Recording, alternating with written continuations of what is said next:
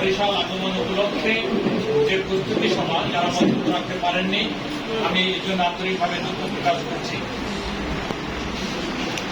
আমাদের মাননীয় প্রধানমন্ত্রীর আগমন উপলক্ষে বরিশাল মহানগর আজকের যে প্রস্তুতি সভা আয়োজন করেছেন, এই প্রস্তুতি সভার সংগ্রামী সভাপতি, আন্দোলন সংগ্রামের পরিচিত বহু বিধি নেতা যাদের রক্তে রক্ত সঞ্চিত হয়েছে, সংগ্রামী আহ্বায়ক বড় ভাই জনাব ফারুক, এখানে আছেন সদস্য সচিব, আন্দোলন সংগ্রামে যারা রাজপথে ছিল রক্ত ঝরেছে জনাব জিয়াউদ্দিন শিকদার, এখানে সংগ্রামী যুগ্ম আহ্বায়ক বৃন্দ, আন্দোলন সংগ্রামে কোনো কিছুকেই তো লুকিয়ে রাখা যায় না, যারা আন্দোলন সংগ্রামের মহিমায় উদ্ভাসিত এবং এটা দলের হাইকমান্ড জানেন, সেই যুগ্ম আহ্বায়ক বৃন্দ, সম্মানিত সদস্য বৃন্দ, মহানগর বিএনপি, আমাদের এখানে উপস্থিত রয়েছেন বার কাউন্সিলের সম্মানিত নেতৃবৃন্দ, আইনজীবী পরিষদের সম্মানিত নেতৃবৃন্দ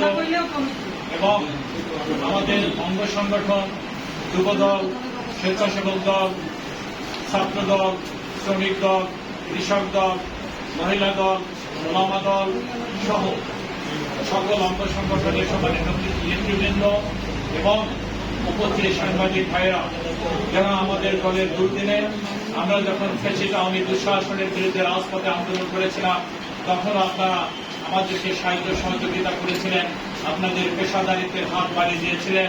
সেই সম্মানিত সাংবাদিক ভাইরা সবাইকে আসসালামু আলাইকুম। সময় সংক্ষেপ বক্তব্য রাখার সুযোগ নেই।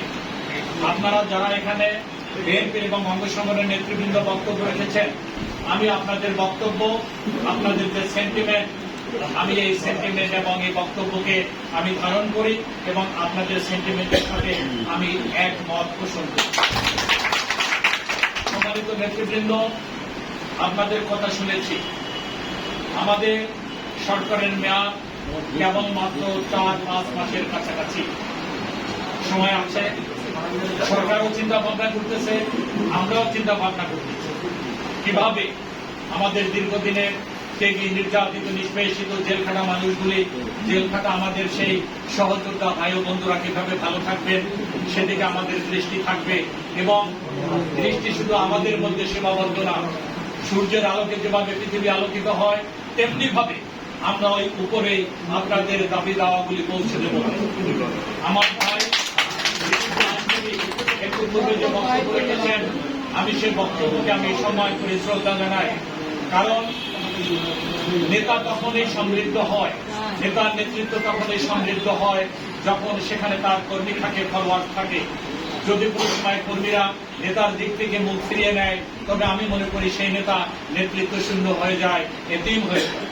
আমি মনে করি কোন নেতাই তার এই নেতৃত্ব শূন্য হওয়া থেকে বিরত থাকার জন্য যা করা দরকার সেটাই করবেন।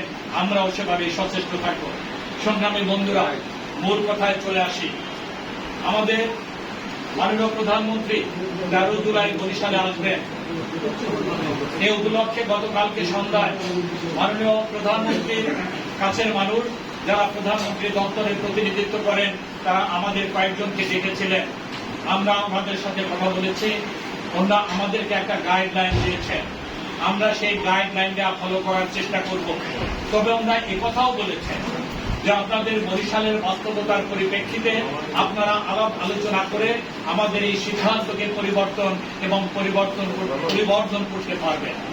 সংগ্রামী বন্ধুরা, আপনাদের যে বক্তব্য, এর পূর্বে নির্বাচন পূর্বে আমাদের মাননীয় চেয়ারম্যান, আজকের যিনি প্রধানমন্ত্রী মাননীয়, উনি এসেছিলেন। আমাদের মঞ্চে কিছু অব্যবস্থাপনা হয়েছিল। আমি অবনত মস্তিষ্কে এবং উইদাউট এনি বার্গেনিং আমি সেই দায় আমি স্বীকার করছি। সেই ভুল আমি না, আমাদের ছিল। আর আমাদের থাকার কারণেই আজকে আমরা আপনাদের সামনে প্রশ্নবাণে জর্জরিত হচ্ছি। এটাই হলো রাজনীতি, এটাই হলো গণতন্ত্রের পূর্ণ বিকাশ। নেতা যেই হোক, যত বড়ই হোক, সে অবশ্যই সাধারণ কর্মীদের কাছে তার কাজের জন্য জবাবদিহি করতে বাধ্য থাকবেন। আমরাও বাধ্য এবং এই জবাবদিহিটা শুধু এখানে শেষ না, পরবর্তীত আমরা আপনাদের কাছে করব আরো বৃহৎ প্রেক্ষাপটে। আমরা সিদ্ধান্ত নিয়েছি, যেহেতু আমাদের বরিশালে বড় কোনো জনসমাবেশ করার সুযোগ নেই মাননীয় প্রধানমন্ত্রী এই কর্মসূচিতে, সেই কারণে আমাদের কয়েকজন সহযোদ্ধা, কয়েকজন ভাই এবং বন্ধু তারা প্রস্তাব রেখেছেন, চমৎকার প্রস্তাব রেখেছেন। বিশেষ করে যুবদল নেতা মাকসুদ এবং মঞ্জু, এরা বলেছেন যে আমরা, আমাদের প্রিয় নেতা আসবেন, আমাদের প্রিয় রাজনৈতিক অভিভাবক আসবেন, আমরা দীর্ঘদিন যে স্বপ্ন নিয়ে, যে স্বাদ নিয়ে আমরা আন্দোলন সংগ্রাম করেছিলাম দীর্ঘ 17টি বছর, ফ্যাসিস্ট সরকারকে, এই দুঃশাসনকে লাথি মেরে বাংলাদেশের মসনদ থেকে হটিয়ে একটি কার্যকারী গণতান্ত্রিক রাষ্ট্র প্রতিষ্ঠা করব। জনগণের ভোটে আমাদের প্রিয় নেতা জনাব তারেক রহমান একদিন বাংলাদেশের প্রধানমন্ত্রী নির্বাচিত হবেন। সেই শুভক্ষণ আমাদের 12ই ফেব্রুয়ারি নির্বাচনের পর এদেশের জনগণ আল্লাহ রাব্বুল আলামিনের অশেষ রহমতে আমাদেরকে দিয়েছে। এখানে যারা নেতৃবৃন্দ রয়েছেন সবারই ইচ্ছে আছে আমাদের প্রিয় নেতা, উনি শুধু বাংলাদেশের প্রধানমন্ত্রী নয়, উনি শুধু আমাদের তো প্রিয় নেতাও, এই নেতাকে সামনাসামনি দেখবো, কথা বলবো। যেহেতু বড় সমাবেশ করার সুযোগ নেই, সেহেতু আমাদের যারা প্রস্তাব রেখেছেন, আমাদের সহযোদ্ধারা, আমাদের অনুজরা, আমরা সেই আমাদের বরিশালের প্রবেশদ্বার বুধবাটা থেকে শুরু করব। রাস্তার দুপাশে আমরা যতটা পারি নেতা কর্মী সাধারণ মানুষদেরকে নিয়ে আমরা তাকে অভিবাদন জানাবো। পাশাপাশি আমাদের যদি দাবি দাওয়া থাকতো সেটা বিশাল জনসমাবেশে আমরা করতে পারতাম।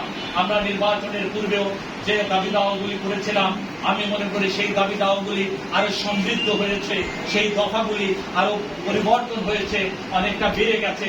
অতএব আমাদের বলার সুযোগ কোথায়? হ্যাঁ, সুযোগ আছে। আমরা যেখানে মুখ দিয়ে কথা বলতে পারবো না, ওখানে আমরা ওখানে লেখার ভাষায় কথা বলতে পারবো। হাতে প্লাকার্ড নিয়ে দাঁড়িয়ে থাকবেন, আপনাদের দাবি কি, সেই দাবিগুলি নিয়ে দাঁড়িয়ে থাকবেন। আমাদের ফয়েজ ভাই যে কথাটি বলছেন, এই কথাটি ব্যানারে লেখা যাবে না, এই কথাটি আমাদের দলের আভ্যন্তরীণ সাংগঠনিক কাঠামোতে আমাদের এই কথাগুলি তুলে ধরতে হবে। খুব অল্প সময়ের মধ্যেই আমাদের সাংগঠনিক কার্যক্রম শুরু হবে। সেই সাংগঠনিক কার্যক্রমে কোনো মন্ত্রী, কোনো এমপি, কোনো প্রশাসক, কোনো নেতা কেউ কিন্তু বাদ পড়বে না। আমাদের তৃণমূল পর্যায়ের নেতা কর্মীদের যে চাওয়া পাওয়া, ওনাদের প্রতি যে কমিটমেন্ট ছিল, আমাদের সেই কমিটমেন্ট থেকে যদি আমরা সরে না যেতে পারি, সেজন্য প্রধানমন্ত্রীর সজাগ দৃষ্টি রয়েছে বিষয়গুলির উপরে। সম্মানিত নেতৃবৃন্দ, আমরা আমাদের সম্মানিত যারা এমপি রয়েছেন তাদের সঙ্গে আলাপ আলোচনা করব। তাদের স্ব স্ব এলাকা আমাদের মাননীয় প্রধানমন্ত্রী, আমাদের প্রিয় নেতাকে বরণ করার জন্য তারা রাস্তার দুপাশে থাকবে। একটি কথা থেকে যায়, আমাদের প্রিয় নেতা, আমাদের রাজনৈতিক অভিভাবক জনাব তারেক রহমান আজকে শুধু আমাদের দলের চেয়ারম্যান না, উনি কিন্তু গণপ্রজাতন্ত্রী বাংলাদেশ সরকারের প্রধানমন্ত্রীও বটে। অতএব বর্তমান সময়ে আমরা নেতা কর্মীরা যেভাবে থাকবো আমাদের প্রিয় নেতাকে বরণ করার জন্য, আমাদের মনের আকুতি তাকে জানানোর জন্য, আমাদের এখানে কিন্তু তার নিরাপত্তার জন্য এখানে সরকারি বিভিন্ন সংস্থা রয়েছে, প্রশাসনের লোকজন রয়েছে, তাদেরকে কিন্তু আমাদের সহায়তা করতে হবে। আপনারা যদি এই সময় তাদেরকে সহায়তা না করেন, তবে আপনি কিন্তু ডিসিপ্লিন ভঙ্গের দায় আপনি কিন্তু দায়ী হবেন। আমাদের নেতা, আমাদের প্রিয় প্রধানমন্ত্রী, ওনার নিরাপত্তায় যাতে বিঘ্ন না ঘটে, সেজন্য প্রশাসনিক যারা কর্তারা রয়েছেন, কর্তা ব্যক্তিরা থাকবেন, সবসময় তাদের সাথে আমাদের কোঅপারেশন করেই চলতে হবে। একজন প্রধানমন্ত্রী কিন্তু ইচ্ছে করলেই তার মতো করে চলতে হয় না, তার মতো করে চলতে পারবেন না। উনি যখন বাসা থেকে বের হন, এরপর কিন্তু ওনার রুট ম্যাপ, ওনার কার্যক্রম সবকিছু কিন্তু ডিজিএফআই দ্বারা নিয়ন্ত্রিত। অতএব যেহেতু ডিজিএফআই দ্বারা নিয়ন্ত্রিত, তারা বলবেন মাননীয় প্রধানমন্ত্রীর যদি কোনো সমস্যা হয় সেটার জন্য আমরা দায়ী থাকবো, আমরা কাজ করে দাঁড়াবো, আপনারা না। আর আমাদেরও কথা থাকবে, আজকের যিনি প্রধানমন্ত্রী তাকে তো আমরা দীর্ঘ 17 বছর আন্দোলন সংগ্রামে আমাদের রাজনৈতিক অভিভাবক, আমাদের রাজনৈতিক শীর্ষ নেতা মেলে রাজপথে রাজনীতি করেছি, আমরা সেই নেতার কাছাকাছি যেতে পারবো না? হ্যাঁ, পারবেন। তবে প্রশাসন এবং রাজনৈতিক যারা নেতৃবৃন্দ রয়েছে তাদের সমন্বয়ের মধ্যে দিয়ে যে সিদ্ধান্ত আসবে, সেই সিদ্ধান্ত মতে আমাদের চলতে হবে। আসে এরপরে আমরা মিটিং করব, স্বল্প পরিসরে সাংগঠনিক একটা মিটিং করবেন মাননীয় প্রধানমন্ত্রী। আমাদের সেই সাংগঠনিক মিটিং আমাদের একটা ডেকোরাম ফলো করতে হবে। সত্যিকার ভাবে এই ডেকোরামটা ফলো করতে গিয়ে আমারও খুব কষ্ট লাগে, কিন্তু কোনো উপায় নেই, ডিসিপ্লিন তো আপনাকে মানতেই হবে। কারণ আমরা অনেকে নেতৃত্ব রয়েছি, পাশাপাশি যারা নেতৃত্ব পাননি এমন অনেক ত্যাগী, নির্যাতিত, নিষ্পেষিত, কারাগারের যারা অন্ধকার প্রকোষ্ঠে ছিলেন, এরকম অনেক নেতা রয়েছে। যখন তাদেরকে স্থান দিতে পারি না তখন কিন্তু আমাদেরও প্রচন্ড কষ্ট লাগে।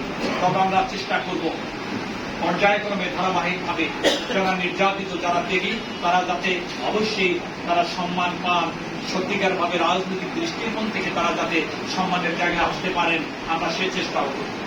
সম্মানিত নেতৃবৃন্দ, আমি যে কথাটাই পূর্বে বলেছি যে আমাদের রাস্তার দুপাশে গ্যাদারিং করতে হবে। সেজন্য মঞ্জু যে প্রস্তাব রেখেছে কে কোন জায়গায় দাঁড়াবে, জায়গাগুলি ঠিক করে দিবে। আমরা আজকে মহানগর, বরিশাল মহানগর শুধু বরিশালের মহানগরের মধ্যে সীমাবদ্ধ নয়। বরিশাল মহানগর হলো বরিশাল বিভাগের রাজনৈতিক হেডকোয়ার্টার, রাজনৈতিক হৃৎপিণ্ড।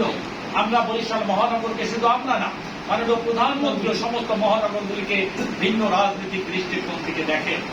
সেই জায়গাতে আপনারা যারা রয়েছেন, আমি মনে করি আপনারা একজন সচেতন কর্মী, পাশাপাশি আপনারা একজন সচেতন নেতা। আপনাদেরকে আমরা এরপরে বৃহত্তর পরিবেশে বলবো।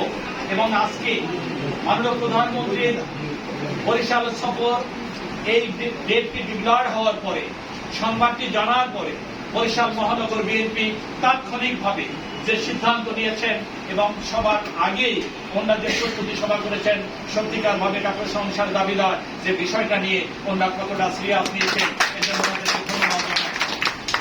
আমরা পরে বলে দেব কে কোথায় থাকবেন, সেটা আপনাদের সাথে পরামর্শ নিয়ে এরপরে আর একটু বৃহৎ প্রেক্ষাপটও আমরা মত বিনিময় করব বরিশাল উত্তর এবং দক্ষিণ জেলার নেতা কর্মীদের সাথে, সেখানে আপনারাও থাকবেন। তবে ধান বাঁধতে গিয়ে কেউ শিবের গান গেয়ে সময় ক্ষেপণ করে লাভ নেই। আপনারা যে কথা বলছেন আমি জানি, আপনারা যে ব্যথায় ব্যথিত, আমিও সেই ব্যথায় কম বেশি ব্যথিত, অথবা আপনার ব্যথাকে উপলব্ধি করার সেই জ্ঞানটুকু, সেন্সটুকু আমার রয়েছে। অতএব সময় সুযোগ বুঝে আপনারা যেভাবে বলছেন আমরা এর চেয়ে কঠিন ভাবে বলব। তবে বলে রাখি, এমনও হতে পারে শিল্পকলা একাডেমিতে আমাদের যারা সংগঠনের অঙ্গ সংগঠন রয়েছেন, বিএনপির তৃণমূল পর্যায়ের নেতারা রয়েছেন, আপনারাও দু চারজনের কথা বলার সুযোগ পাবেন। আপনাদের প্রতি আমি বিনয়ের সাথে অনুরোধ করব, মাইক পেলেই সবাই লাফিয়ে উঠবেন না, কথা বলবো। আমি জানি কেউ কেউ কথা বলতে গিয়ে বরিশালের ভরাডুবি কথাটা গুছিয়ে বলতে পারবে। জাতীয়তাবাদী দল, বাংলাদেশ জাতীয়তাবাদী দল বিএনপি, অনেকে বলেন না, বলেন যে বাংলাদেশ জাতীয় দল বিএনপি। আরো সমস্যা রয়েছে। অতএব আপনাদের কথা আমরা জানি, তারা গুছিয়ে বলতে পারবেন, সুন্দরভাবে বলতে পারবেন। আমি মনে করি তাদেরকেই বলার সুযোগ দেবেন। এরপরে আসেন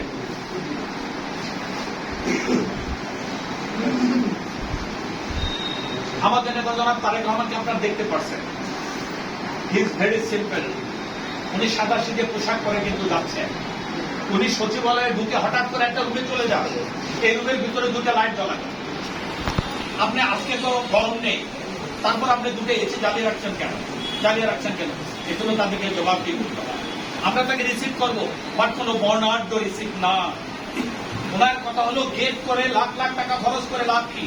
এই টাকাটা দিয়ে পারেন না আমাদের নির্যাতিত তৃণমূল পর্যায়ে নেতা কর্মীদের সাহায্য করেন, আমরা কেউ কিন্তু সেটা করবো না। অতএব উনি কিন্তু এটা পছন্দ করেন। অতএব আমাদের যে চলনের সব জায়গাতে আমাদেরকে কিন্তু সেই ডিসিপ্লিনটা দেখতে হবে। তারেক রহমান বাংলাদেশের প্রধানমন্ত্রী, স্মরণ রাখতে হবে, লাইক ফাদার লাইক সান। ওনার বাবাও বাংলাদেশের রাষ্ট্রপতি ছিলেন, তার জীবন কিংবা কেমন ছিল আপনারা জানেন। জনাব Tarique Rahman like father like son, যেমন মা তেমন পুত্র। অতএব এগুলির সমন্বয় চিন্তা ভাবনা করে আপনাদেরকে সিদ্ধান্ত নিতে হবে। রাস্তা দিয়ে যখন যাবে গাড়ির পা ধুম রেখে খাওয়া চলবে না। ওখানে যারা নেতৃত্ব করবেন থাকবেন, তাদের এই দায়িত্ব বহন করতে হবে।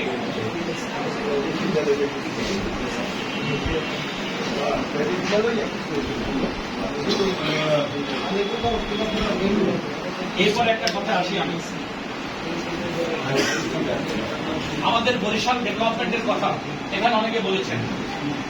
বিষয়গুলি আমরাও ভাবছি, এই বিষয়গুলি নিয়ে কিন্তু আমাদের অনেক জনপ্রতিনিধি, অনেক মন্ত্রী মহোদয় তারাও কিন্তু ভাবছেন। আমি যদি ব্যক্তিগতভাবে বলি, বলতেই হবে, যারা কাজ করেন তাদের প্রশংসা করতেই হবে। এ পর্যন্ত রাজীব আহসান আমাকে 5 বার বলেছেন আমাদের বরিশালের একটি স্ট্রং টিম মাননীয় প্রধানমন্ত্রীর সাথে দেখা করতে হবে। আপনারা প্রস্তুতি নেন। আমাদের 6 লেন যেতে হবে।